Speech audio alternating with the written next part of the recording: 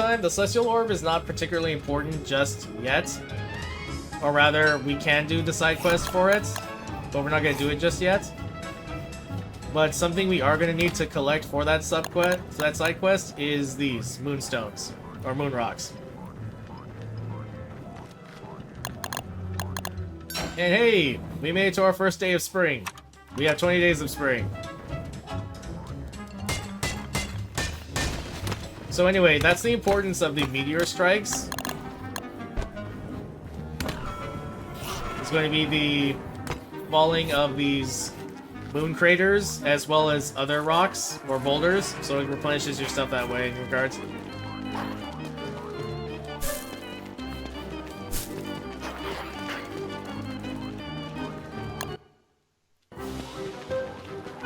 Well, good news is it's not raining immediately, but I need to find a skeleton of some kind. Or I need to find the desert. It's okay that our thermal stone is finally worn down, unless we're worried about getting completely wet, which is what we're trying to prevent right now by finding our supplies.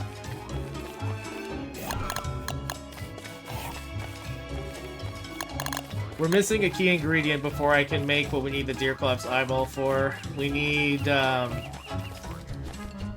bone shards, and the only way to get bone shards is to hammer down skeletons, either of fallen survivors or, well, actually skeletons on the ground.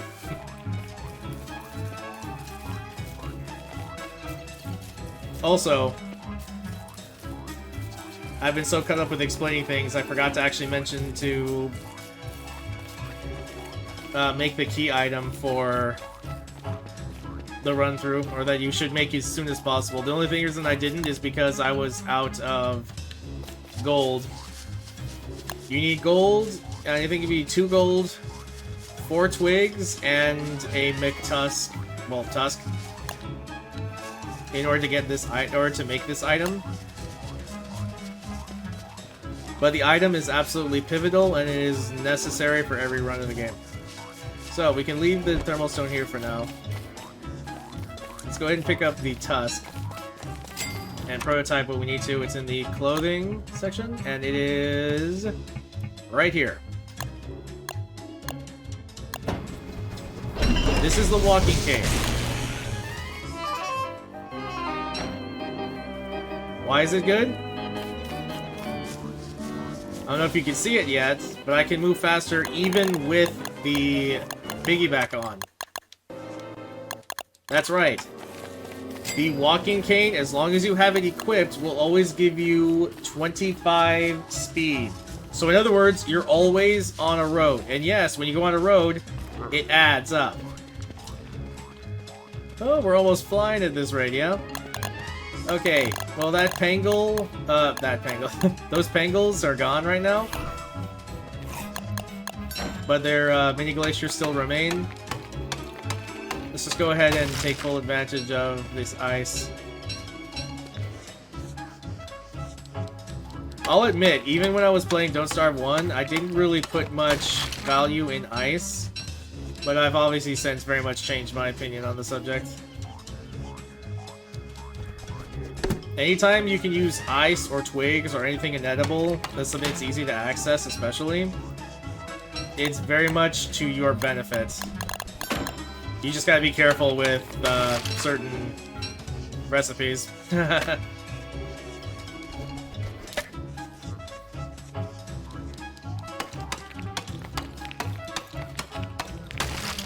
Now, the ice will still gradually melt even in spring while on your person, but when it's always in an icebox, it will never melt, so you always have them accessible.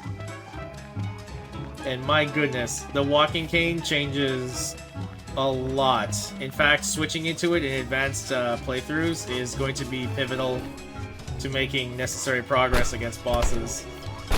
But that's not what we're doing here, at least not right now.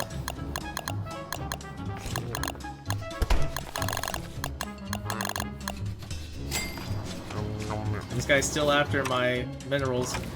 I think I would get rid of his burrow. You can get rid of them by digging them up. But one, he's a constant source of morsels. And he'll only ever show up when we're on screen, so it's fine.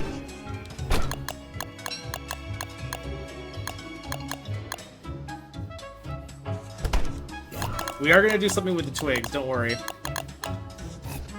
Oh no, the twigs, the seeds. But before anything else happens, I need to do that. Okay, I've been sort of avoiding this long enough. Let's see where this wormhole goes. It's right next to base.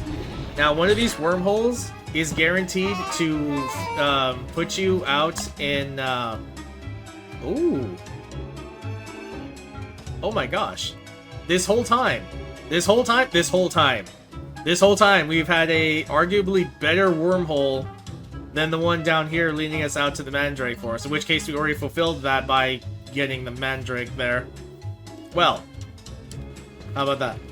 Anyway, good news is we're here now. And hey, look, it's another piece of the, what I like to call almost like another piece of the mosaic biome. It looks like meteors fell here too, and you can tell because certain things have crashed here. This ice is gonna melt, so it's fine. Oh, you'll drop 10 gold. You'll drop 2 gold for anyone else who breaks it but me, right? That is not very nice. Not very nice at all. Okay, now I will say this. Seeing buzzards, if you have them active, does offer this little bit of a hint. We're trying to find one of the deserts. Ideally, we're trying to find Dragonfly Desert. Or sorry, no, Oasis Desert. This sand right here, this turf, is a desert. This buzzard, the buzzards primarily hang out in the deserts. And the question is... Yep, we have our answer. This is the Oasis Desert. How do I know that? Because the Oasis Desert has this Oasis Lake in it. It doesn't, you can't see what it's called unless you hover over it when it's active during summer, but this is it. Okay, it started raining now, and we're in a bit of a bind because we're going to need to find these. Okay, here we go. We'll be out of this bind as soon as I get the bone shards from this. I don't know if it'll tell me it now. No, it doesn't. Okay. Well, just to be safe, we're gonna get a few more. Once again, because of our insulation bonus from Wilson's beard, this could be quite dangerous. Getting even this wet during rainfall, this so soon after winter, we start getting cold. And it looks like we may actually end up reaching that right now. I suppose it fits. I can show you what getting DOT from dot damage from coldness, it looks like. It's pretty much just like ice breaking up around your screen. Now, I believe this needs to be prototyped. Yep. Because we have all the ingredients on hand, but we need the alchemy engine to prototype what we need. So now that we've found this incredibly useful wormhole, very much so, because not only does it lead to our swamp directly from our base, but it also leads into a way for us to get to the Oasis Desert. So yeah, I just cannot complain. This was definitely very fortunate. Wormholes, I won't say they're always bad and that it's incredibly rare that they're this useful. It really is up in the air. I've had wormholes that are like the entire world, the wormholes are just dead. They're just really garbage. They don't actually help anything. I've also had wormholes that are incredibly, incredibly useful. So anyway, this is the item we want. It's the Ibrella. Oh, I'm sorry, you need 15 twigs. Well, luckily I have a bunch right here. 15 twigs, 4 shards of bone shards. These right here, so I'm glad I got those extra 2. And the Deerclops eyeball. Make this incredibly necessary item, and I am so sorry it defaulted to my regular one. Yours won't look quite like this, but its functionality is very much the same. As you see here, our wetness is falling. Please give me a morsel, not a feather. Nice. Time to eat. Okay.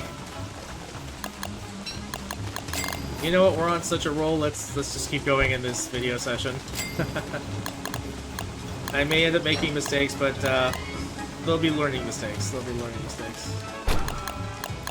Okay, these pierogies are getting kind of worn down. Their healing factor will diminish, so I have to be very careful about how I. Oh, and our poor bird needs to be fed.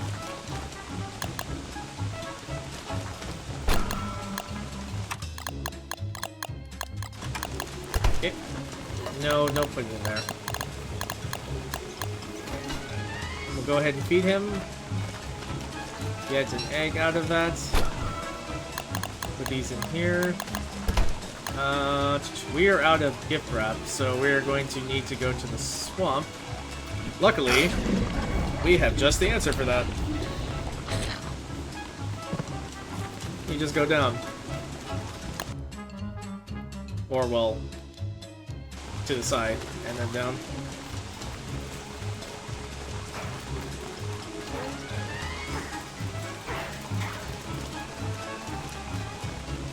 Okay, I have to be very careful. I don't have any armor on. So, but since I can move faster, I need to check to see if there are any nearby threats. There was back there. Chester can get hit a few times, but he should be safe. He'll heal up. Okay, so as you notice, with spring coming around, we have longer dusks. This red part here.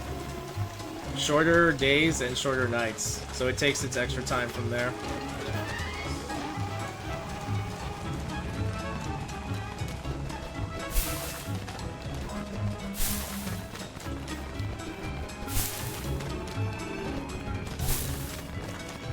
It's a lot about constant moving, constant motion. Just keep running, even if you have to go through possibly hostile areas. You can always duck in and duck out as necessary when something drops into aggro. Now, we didn't get the set piece in this swamp that a lot of people might, especially beginners, may not be aware of. It's called a reed trap. You'll know what a reed trap is when you see a lot of reeds bunched together. I mean, even closer than this bunch of reeds right here. They'll be right next to each other, and much like just there right now, the reed trap is called the reed trap because it makes you think that there's a bunch of reeds for you to harvest, but there is literally 24 slightly spread out tentacle spawners in there. Yeah, you could easily get killed there. You have to clear out the tentacles. Now, I will say this. There is a smart way to use that reed trap, and it involves getting rid of deer clubs and or bearger because you can trick them into aggroing to you. Lead them up to, not through, but because you may not be fast enough, and around the reed trap, and they will simultaneously take care of some of the tentacles for you. And they will also, conversely, they will also kill that boss you led through there. Now, while the merms are distracted, I'm gonna go ahead and break down these pig heads that we saw much earlier in the run.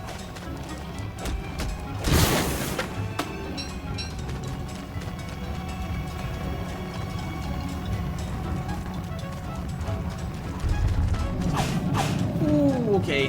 I technically walked into that aggro range, but because it wasn't targeting me at the time, I didn't take damage. Sometimes this game will occasionally be fair, I will admit. It's gonna let out some more bats potentially, but we're not really around here too often enough for that to happen.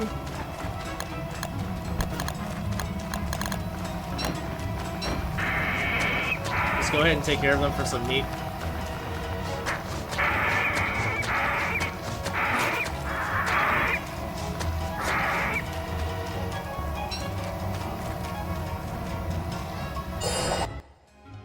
Don't worry, Chester won't be attacked as long as you're not on the server.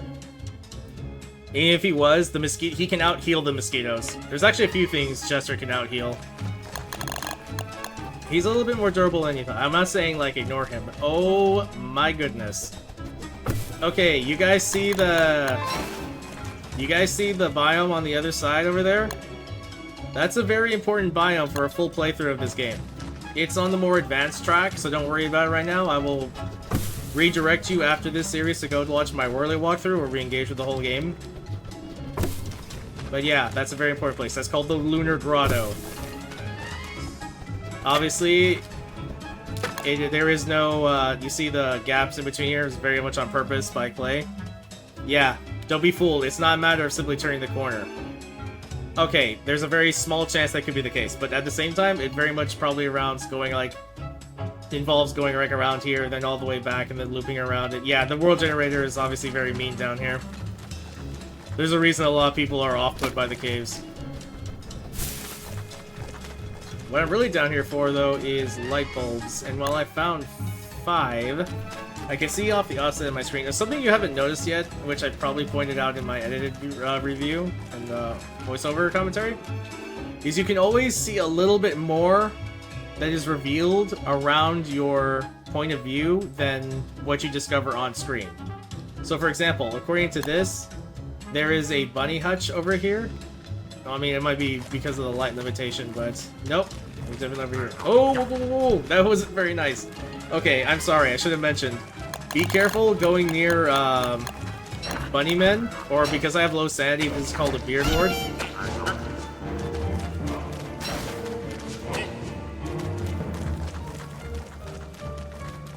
I'm sorry. I did say that we weren't going to engage with cave content, but he was right there on me and he was attacking me. He'll probably come back, so I'm gonna keep my helmet on. Anyway, there's a stick boom down here, so I don't think I'll need any more, but just in case, I'll pick up some bone shards. Oh, he's coming back this way. Hold on. Playing the coward, huh?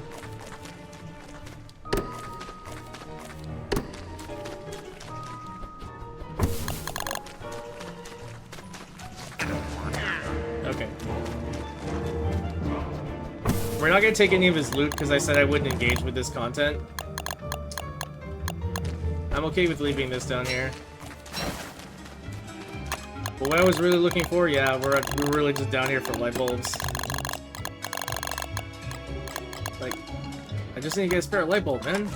Come on, you didn't have to be nasty about it. Anyway, bunnymen, or even in all of their forms, will attack you if you have any meat on you. This includes your handbat. I do not believe it includes your football helmet, even though it's made from pigskin, which is meat. Oh look, the dawn of a new day.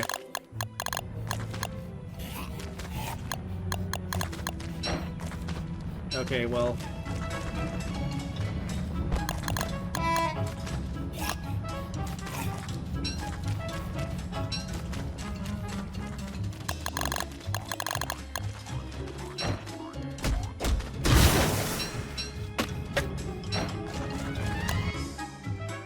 Anyway, it's always going to be to your benefit to go ahead and find as many touch scones, and make sure you scan through your swamp for any pig heads to make sure you get any free pig skins you can have. I guess I more want to cover this in the Warley playthrough, but I guess during spring instead we could probably cover some of the more basic farms.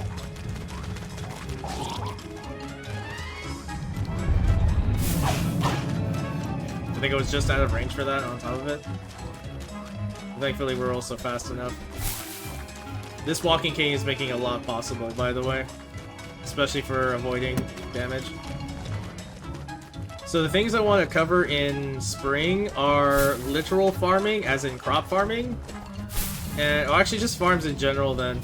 We'll talk about the basics of setting up, you know, the basic pig farm. I want to try to make a tall bird farm, but that does involve a little bit of advanced stuff. Well, we'll see. We've got time, so we'll see. You must have been left over from the other Hound Wave. I mean, I'll absolutely take the monster meat, thank you. Uh-oh. The seasonal boss is here. Or rather, it's fighting it out. Okay, this just happens to be a lucky coincidence. But, this is Moose Goose.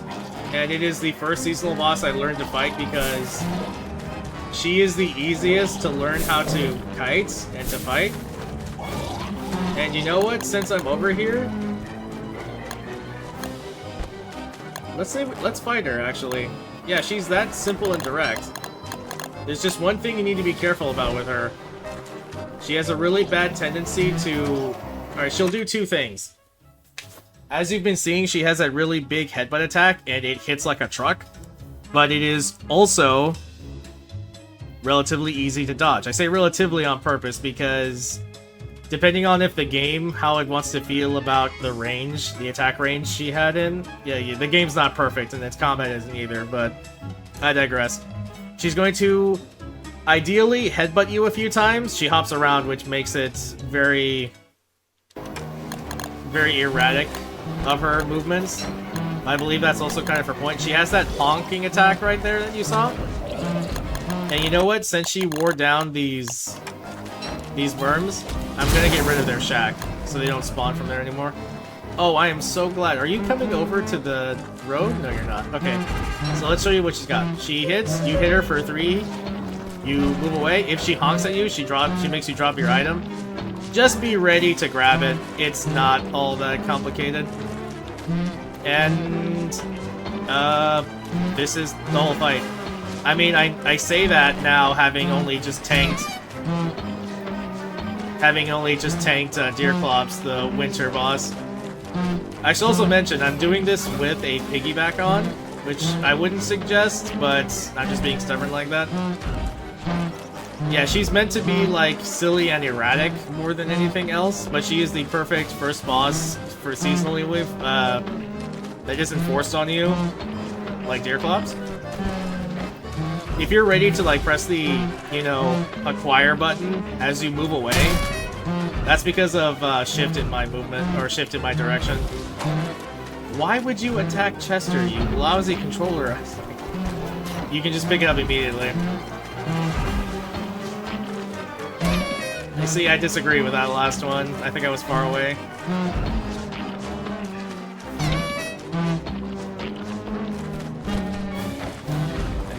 This is just with a handbat and a football helmet.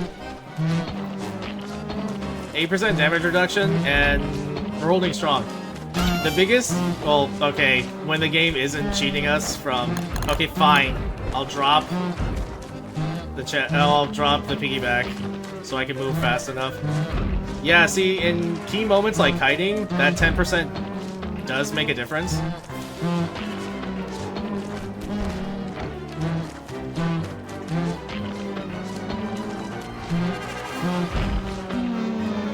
And down she goes. Now, I will say this, probably to offset the fact that, she's rather simple, I will say this. Moose Goose is not the only seasonal boss of her season. That is to say, she's not one of a kind. As we've been traveling here, I'll mention in the post-commentary, during ponds, near ponds especially, there has been Moose Goose spawners. They're actually this stuff right here. So this year, the game rolls RNG to see if one will spawn in each of these places. Excuse me. And it puts her there. But something I will say is she is the perfect practice for learning kiting measures in this game, but I will also mention another thing. Because of how early I fought her, that's only half of her fight. The other half is in this egg. Okay, now come on. Chester can out-heal these guys, but I also don't want him to get beat up. That's kind of mean. Let's try and check out some areas around here, or check out some areas. Let's harvest the area around here a little bit, and we kind of went insane right now. That's probably because of the boss fighting. Okay, we got ourselves another crawler. Swing, hold down for a second. Oh, we got a second hit. Move in, swing, hold down for a second, move around. It swings, I swing, hold down for a second, move around. And we got it.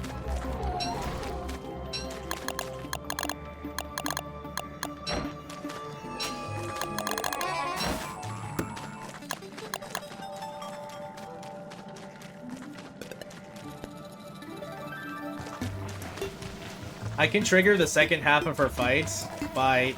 again, this is going to seem rather terrible. This game is some rather grim humor. Macabre humor. I'm not particularly a fan of, but... Anyway, we work around it. What you need is a hammer, and you need 100% lightning insulation, which, conveniently... the umbrella does provide. Also, again, it's still a few days off from winter, so yeah, it's quite possible you'll see your character giving a cold or shivering, like... experience.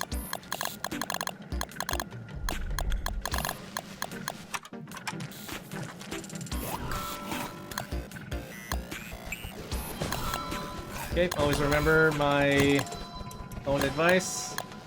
Make sure you have at least one other helmet. Now, here is where the walking cane is going to become very pivotal in this particular instance. This is why I said the Moose Goose fight is actually as silly as it is and it sounds. Is very important for determining a lot of basic skills you'll want to practice. Because I'll explain as I see here. There's going to be 5 mosslings, and if you defeated the mother before they hatched, or okay, they're just going to hatch on their own right now. They're going to get mad. They're all going to come at you, and then you need to switch between your attack item and your walking cane to have enough speed to have enough time to hit them a bunch. So make sure you get enough distance between you and them. Try and trigger them early by walking near them. Oh, I'm not wearing my football helmet. Well, no pressure on me, but I'm gonna have to try and avoid dying now. Actually, no. Oh, yeah, they trigger lightning, even though you turn it off. Remember when I said the pan flute was really important?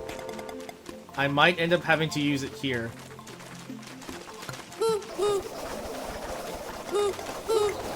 Or you know what?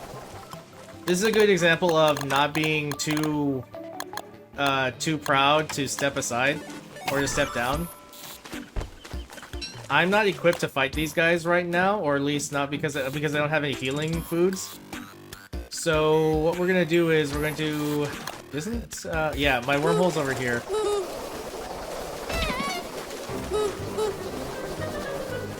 They are going to be faster than you in a straight line, so yeah, make sure to wobble away from them, or bob and weave away from them.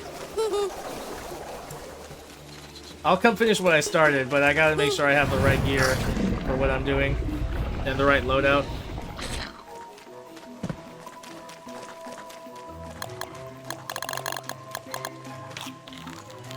Notice how even in a less harsher environment than winter, we were thrown into a lot of, okay, not thrown, because I did choose to fight Moose Goose then. But this is actually quite normal when you're engaging with this game. You just take the things in strides. Make sure not to panic if you're in a situation that doesn't favor you. Back off when necessary, and then just regroup. I'm not going to use the down feathers for the purposes of this playthrough. I meant to put something in there. Yep, there's another Moose Goose over here. And her mossling's already out. They don't attack while she's active, they just attack immediately when she goes down. So I really didn't even break up that fight. That wasn't any kind of extra, like, strategy or anything like that. Okay, we want to head back down to base, because that's where my pierogies are. If I had my pierogies, I could have just whooped them out, healed up, and then dealt with them then. But since they move quite erratically, I don't want to fight the mosslings unless I have enough leeway in my health.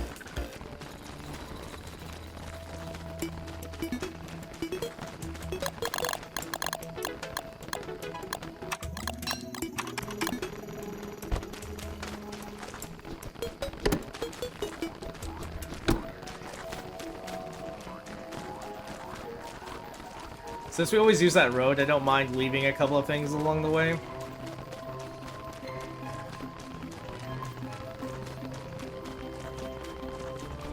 We have a good amount of nightmare fuel, so I want to stabilize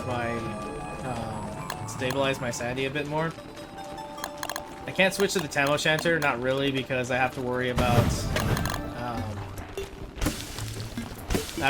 wetness still. Give me a little bit of a boost there.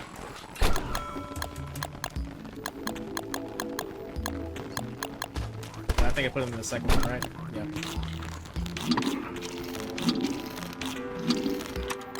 Okay. These might very well go stale, which means I'm obviously not going to get a good amount of healing off of them. But by that same token, we could always make more for ourselves. Anyway, let's finish up what we initially went out there for before we rush back into combat. I'll slow things down with this. I'll make some more eggs with these Battlist Wings. You start exercising everything you've learned so far and start building on it.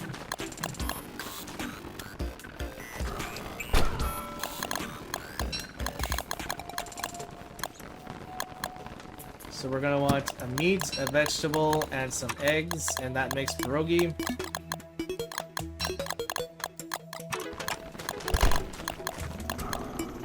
Now I believe this should work. See, not only that, but on top of all things, pierogi is highly versatile in its recipe. If you just need those specific ingredients.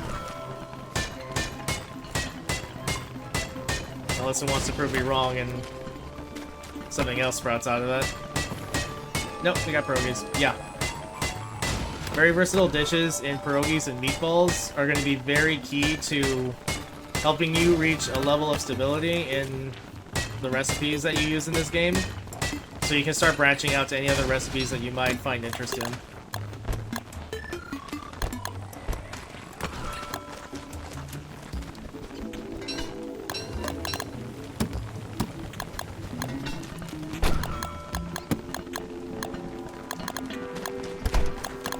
Something I will mention is that fires will last 25% less long in rain. So you do need to kind of watch out for if you just spark a fire just to cook on it. Oh gosh, look at that green mushroom efficiency. It's startling. Anyhow, more pierogies. And while we're at it,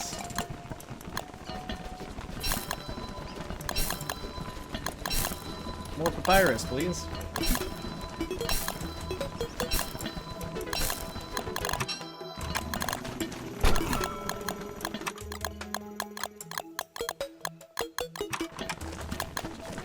I am going to want some more flower petals. Well, these areas are good places to find flower petals, especially in rain. The rain does a few things, but when we get to cropping in a little bit, I'll explain better then.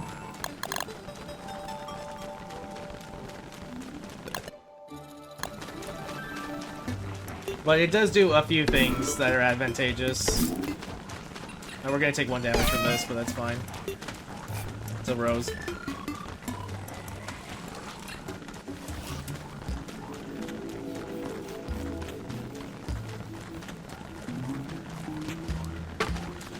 Now in spring, everything that can grow or regrow grows back 25% faster. If I didn't already mention in the, or I probably did already mention in the introduction to the season.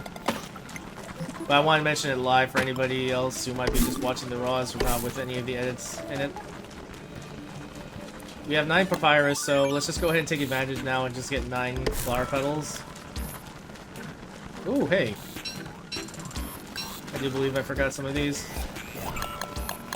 And I forgot to empty Chester out. Sadness.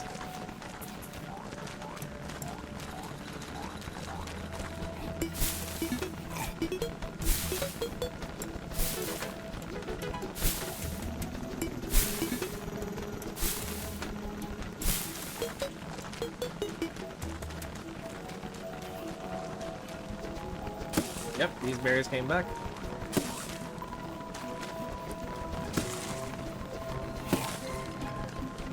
Speaking of which, I know it's not lost on me, we need to get our own berry farm going. But it just goes to show how well enough you can also live off the land just straight up. So don't ever consider yourself out in that regard.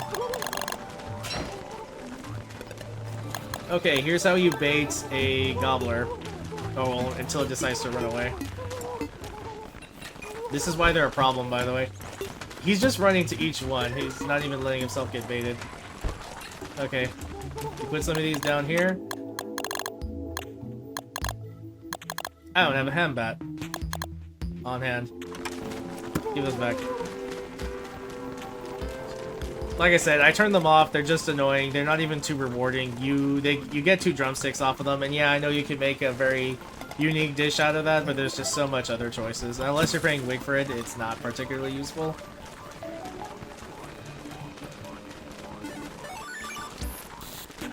We still need 3 more flowers. I'm a little surprised I haven't come across any on the way to that pig village. Come on, I have a fight to get back to. You know what? We could always store. Well, we'll have the rest of the papyrus on hand anyway. It's not super necessary.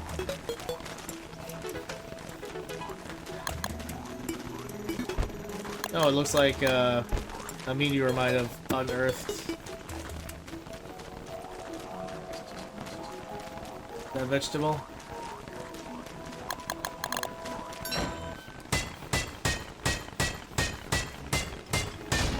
Okay.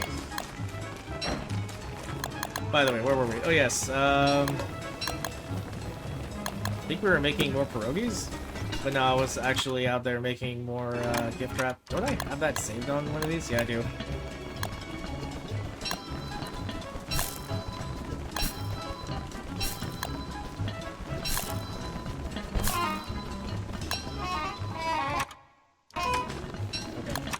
We'll leave any residual gift wrap here. 20 for us is more than enough on hand.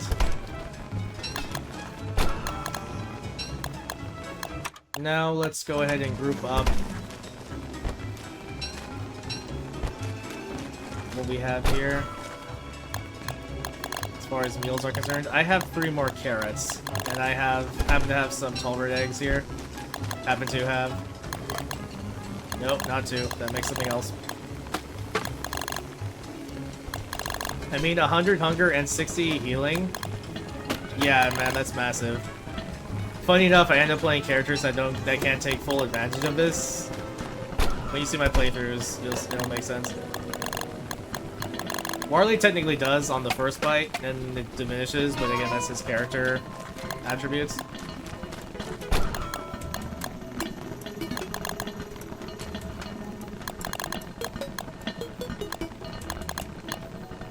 Just as long as they're not rotten, we have high potential for some of these dishes, or some of these ingredients still.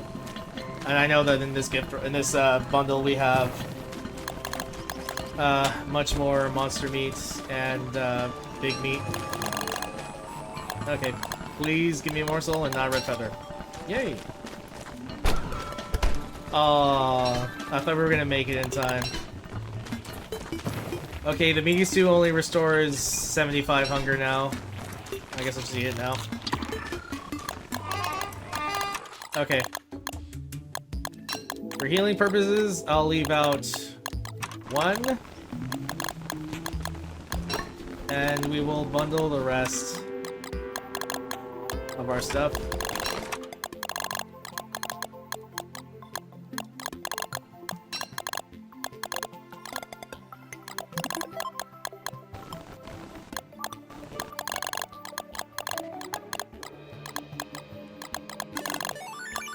Okay, with that said, actually, no, I still want to leave this inside Chester so I can always know where he is at.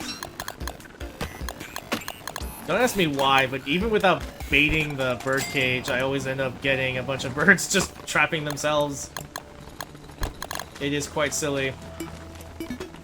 You know what, these went stale. I'm just gonna make them into fresh eggs.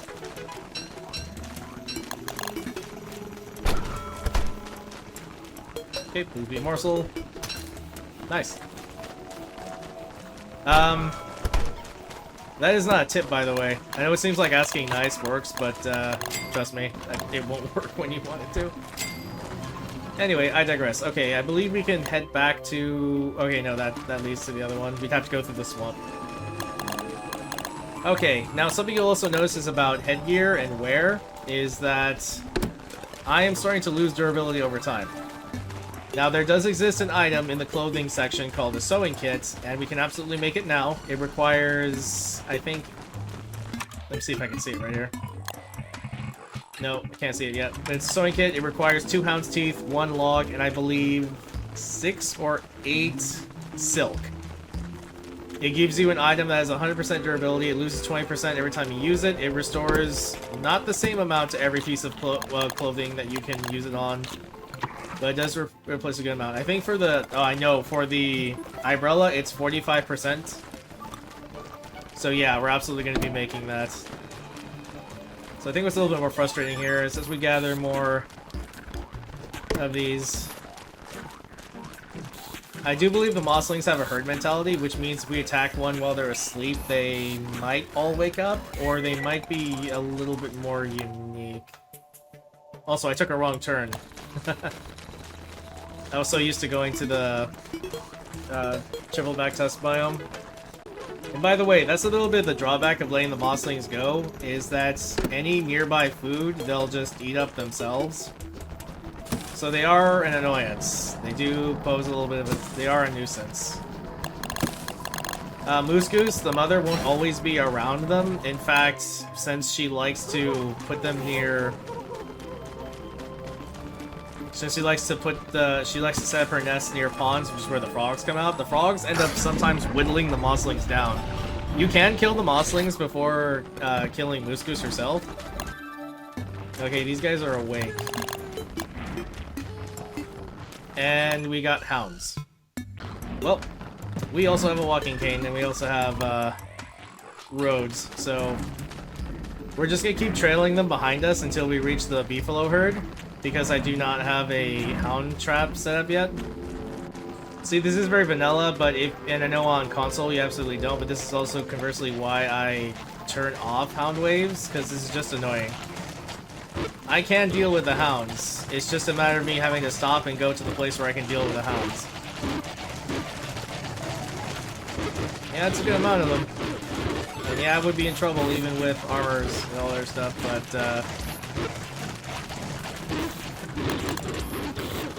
I don't have that right now.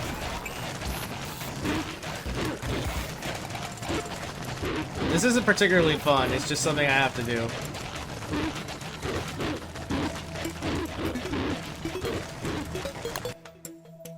Okay, we take a left here.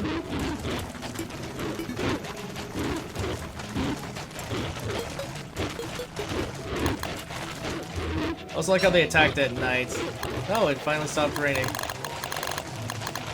Go ahead and put this on, because in spring, the beefalo are always going to be in heat. Yep. Just bring them over to your friendly beefalo, and they'll go to town on them.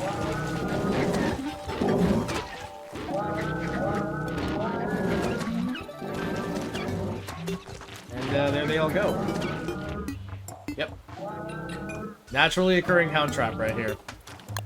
That also being said, I want my loot. Oh, come on! That was nowhere near fast enough.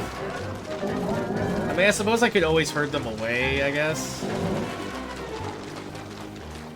All I had to do was put them to sleep. There.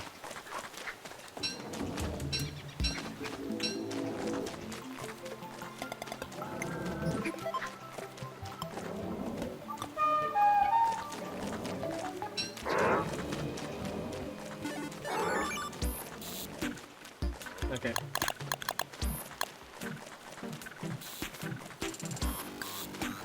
Well, now that we've lost almost half a day to Houndwave because...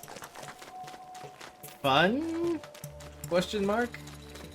Anyway, I digress.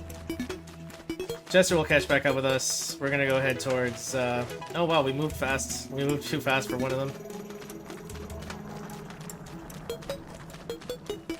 I really want to finish this boss fight, so we really gotta go finish these mosslings. They don't offer too much. They give you some drumsticks, some meat. as meat, and that's about it. But yeah, we're gonna show the boss fight. We're gonna show all of it.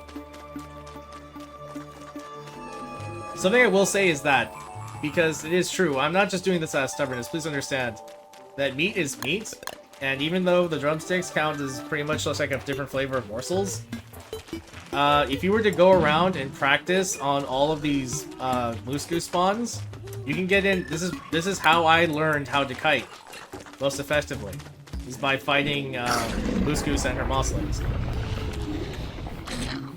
It's also taught me that the avenue of needing to switch to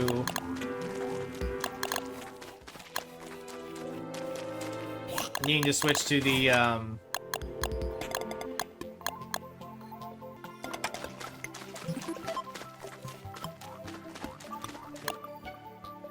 switch over to the walking cane for speed.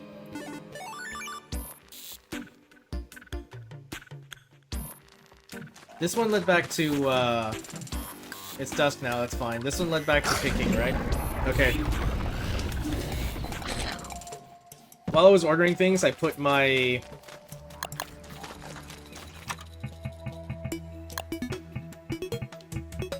handbats away.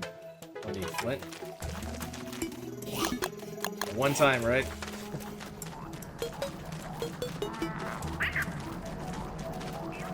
Now, the walking cane is a weapon, but it only does 15 damage per hit. Or, sorry, 17 damage per hit. Yeah, I mean, I might as well use a web or a tool, but that's not particularly... It's not a particularly good idea. I was wondering if that, so I am a little improvising here. If Moose Goose is with her mosslings, sometimes she'll fly away. If you attack the mosslings while they're defenseless, they all cry out for her and she spawns a little bit later. Just more often than not, you're gonna have to deal with the Moose Goose at some point. I have seen Glurms, and I'm only bringing them up because I did see him do this. If in the dead of a long night, you can actually go through one at a time and get the mosslings before you defeat, or move on to defeat Moose Goose. Especially if they're under the effects of the pan flute.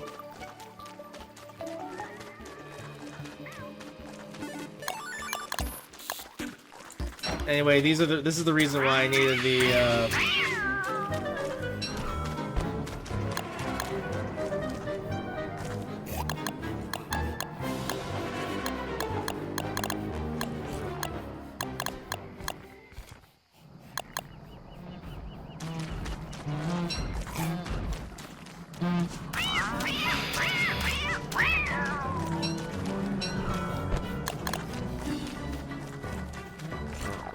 that's the traditional, this is the traditional fighting music for Moose Goose.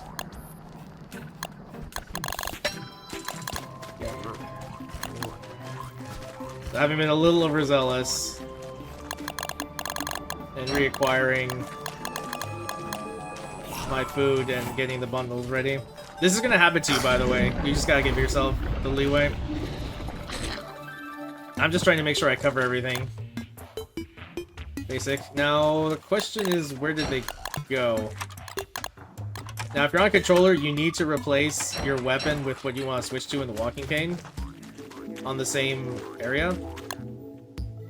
Something that is a little bit upsetting now is I believe they went and spread themselves out. Nope, here's one. I think they're just fighting things randomly. Okay. Oh, seriously? Look at that nonsense. And that is why we have armor. There goes one. Oh my gosh, are you kidding me? This is just this game, guys. They have a small chance, quote-unquote small chance, to bring rain down. Or bring lightning and then cause rain. Yeah, you can just see how small that was. What you want to do is you want to follow the latest mossling to come at you. Unfortunately, they're a little out of order now, and their timing is split up real bad. This one set itself on fire.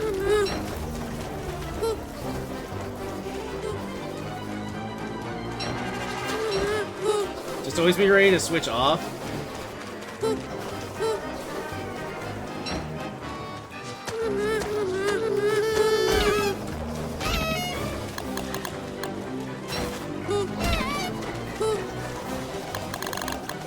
This is why we bring healing items.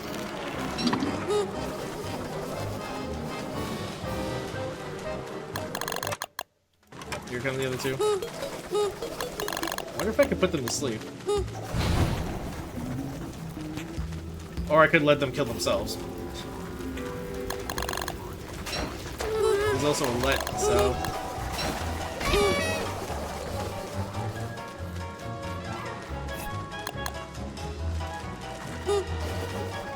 Yeah, this is why you want to keep them relatively close together, so that their timing isn't thrown off like this.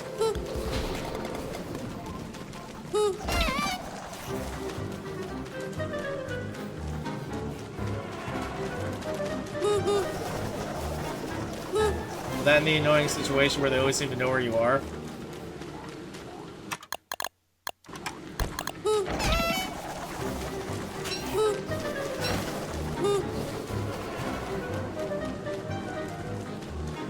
Moral of the story is always fight these idiots during the daytime.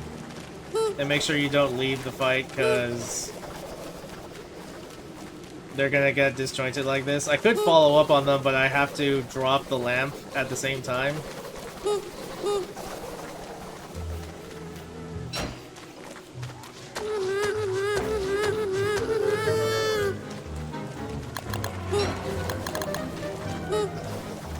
Anyway, this is much better.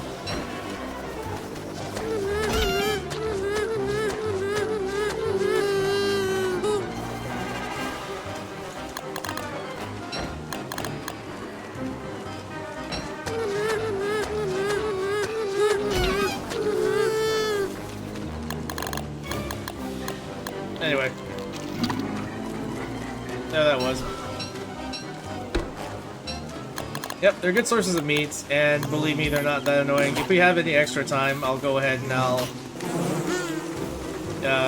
do a whole fight with them. Anyway, this is how you deal with bees, and you know what? This is perfect because I actually do want to demonstrate how you go about making something. Additionally, you should not be doing this sort of thing in spring because they're all killer bees and they're always aggressive.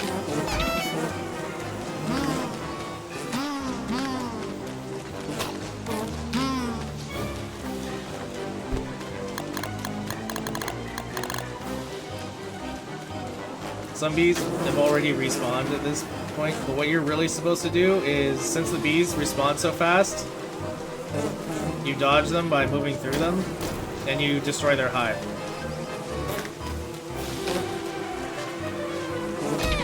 Okay, one of my hits got eaten for some weird reason.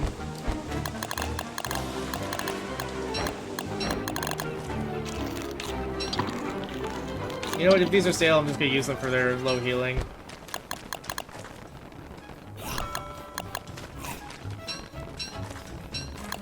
Honey is a very important ingredient in this game, and I do believe there should be enough of a tutorial on it just to make one instance of it. Alright, let's see here. Well, we have a good amount of meat. Problem is, we need to apply that somewhere.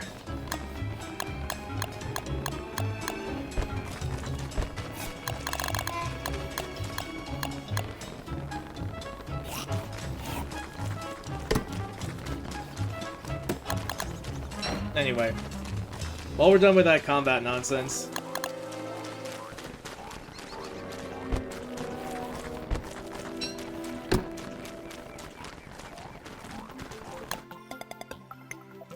incidentally, we also found Bee Queen, who is the, well, I had to call her the autumn or spring raid boss on the surface.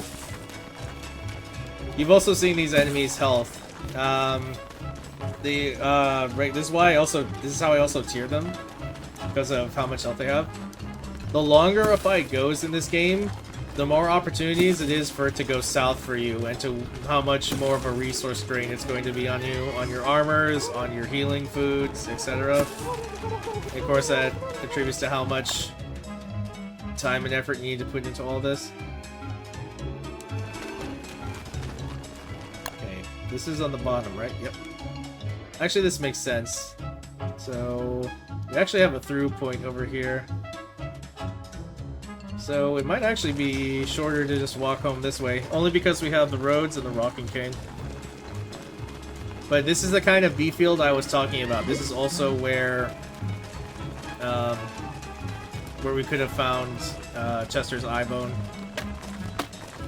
It's usually in the B field. Isn't always where Bee Queen is. Her hive is right here. It's pretty obvious to see. There might be an extra one. It's pretty much just a large biome similar to this. It might have a patch of forest in it, but it always has like these green. It has the green grass turf about it.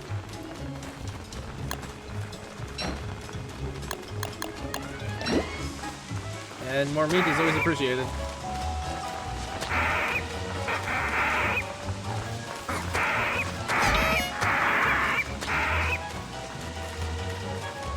Give me a big drop at me.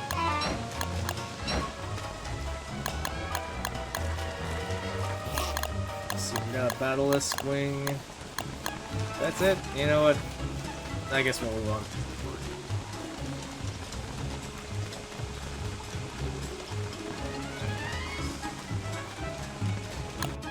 Now, the thing I'm going to show you next is something that doesn't have to be done this...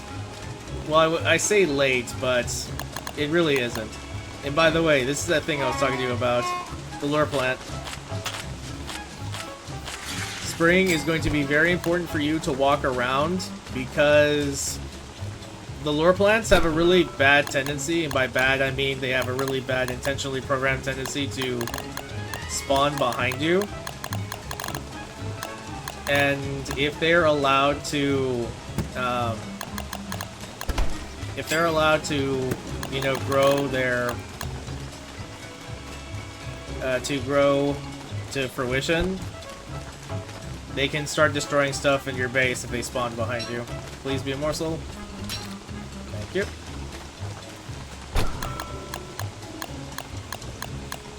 Okay, these meats are about to go bad, so that tells me I'm going to make a stock of ambats that are going to go into bundles for my accessibility later.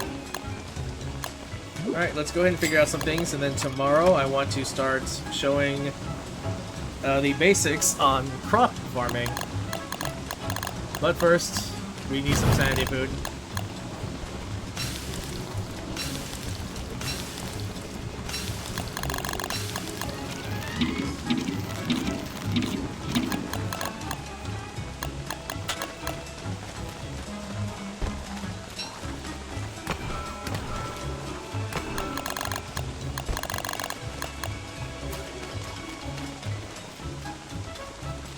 We already have more than enough marble we're going to need for this demonstration.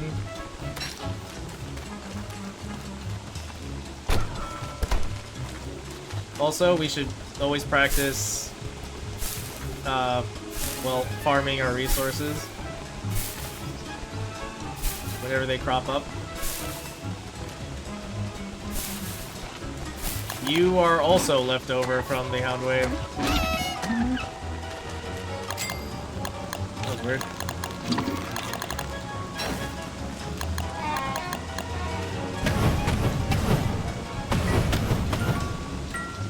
You know what? I've never been this unlucky. The night hands don't always have to show up every single night. But it really feels like whenever I've used my fire pit at home, they always do. It's rather annoying. We're starting to get grating, in other words.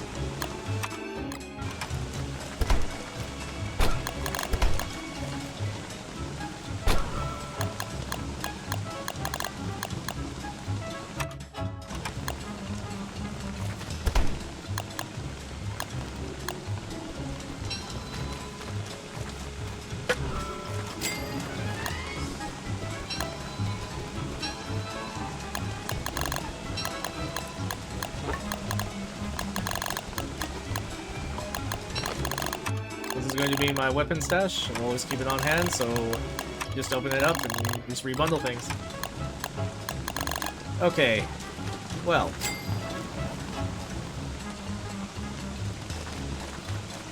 I suppose it's only proper that we start cooking all these ingredients that we have available to us, right?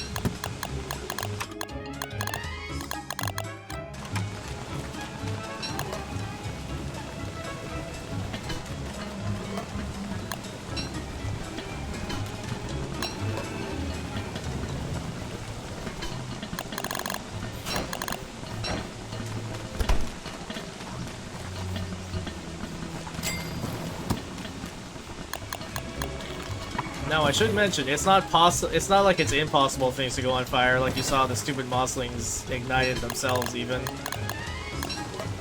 So you can still use the torch on trees if you need to get some more charcoal.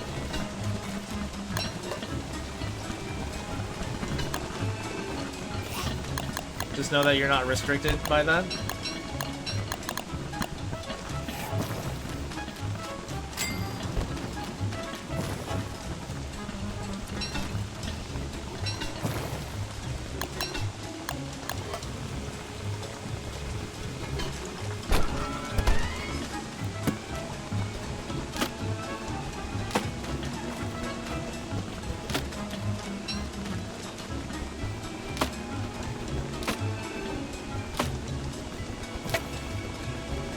Killer Bee is probably going to aggro to me, so I'm probably going to have to take care of that hive next to me.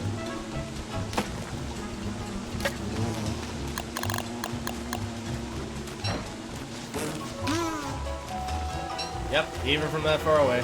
It's rather silly. Run past them.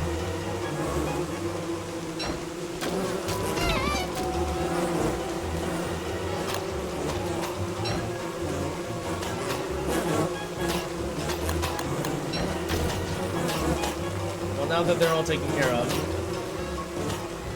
Or that's all taken care of.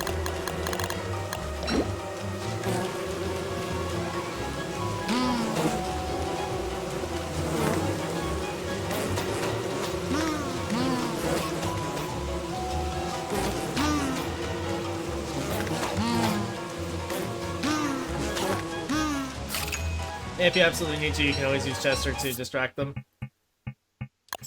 You know what? I guess I'll just have my torch last longer.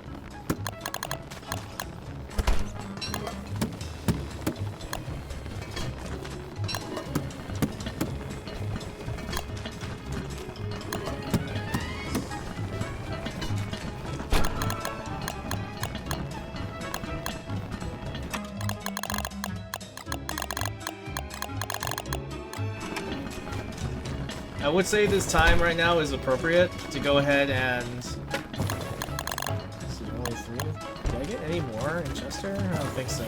No. I would say this certainly warrants enough time to make meaty stews.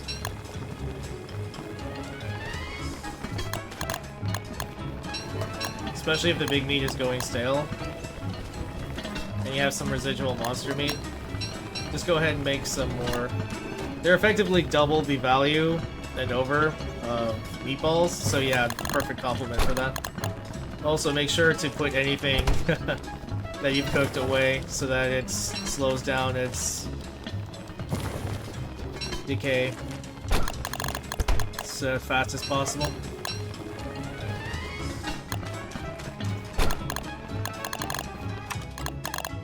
Now, unfortunately, we cannot make another meaty stew yet, but I'll cover that in a little bit later. This can just go down for rot. Actually, I'm gonna keep this for when we go hunting.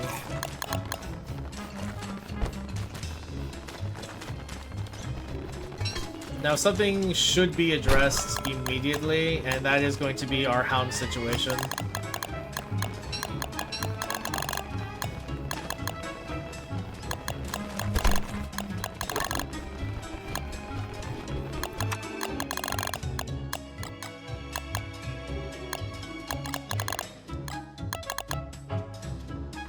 Whoops, I actually forgot this bundle.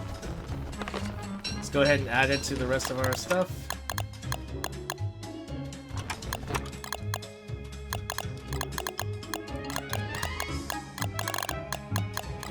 I actually think it's a good idea to keep some healing out.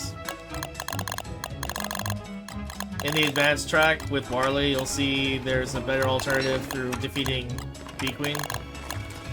But we're not going to be doing that so much yet.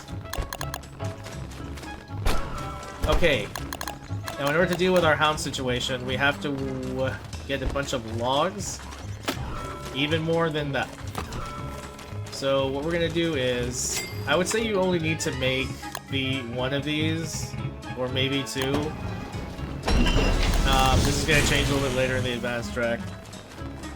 But we're going to need some more charcoal, and we're gonna want some more charcoal, and we're gonna need more logs.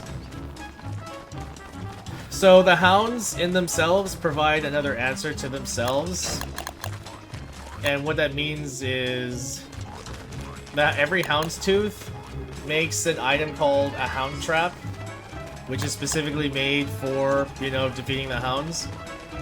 They don't auto kill them, but if you can make enough from the hound's teeth that they drop, you should be in good condition. Oh yeah, I put the regal shovel down elsewhere. This is totally fine. Well, no time to be picky about it.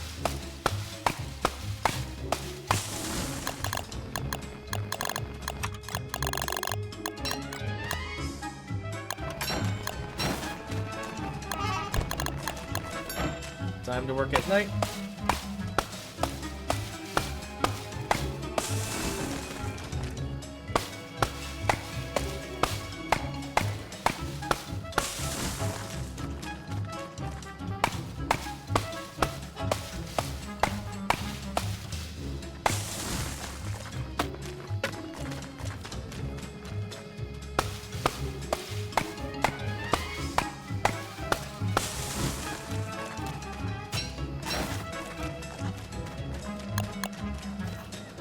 There's so many stage 2 trees. If they're one stage higher, we could get one more log each. It's not the worst. If you're on controller, you can tap fast to be a little bit faster in your work. It's not necessary. It's not 100% necessary anyway. It's just something you can do.